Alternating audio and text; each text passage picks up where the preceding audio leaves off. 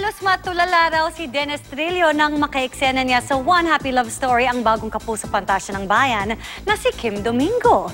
Alamin kung bakit sa chika ni Katati Bayan. What would you like to order?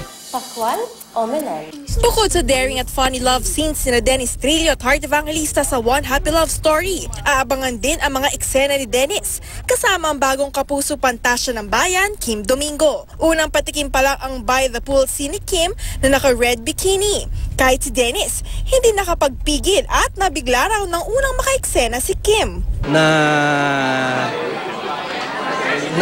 Tulala ako nung una kasi first time ko siya nakita na live na sobrang sexy ng suot. Kahit sinong lalaki siguro na makaeksena niya or makakita sa kanya, medyo may intimidate. Nakitaan na raw ni Dennis ng potensyal at talento si Kim noon sa auditions.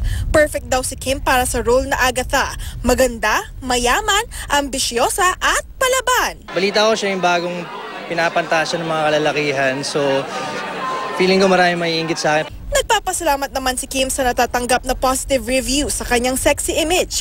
Pero simple lang naman daw ang kanyang beauty regimen. Tamang tulog lang, yun. Tapos syempre, vitamin C importante for skin. Kahit puyat ako, mag-aalis talaga ako ng makeup. Kasi ayokong natutulog ng, alam mo yun, kasi nga sabi nila, pag daw natulog ka ng may makeup ka, nakakatanda daw. Kung may natutuwa, meron din namang basher si Kim. Pag-amin niya, minsan daw naapektuhan siya.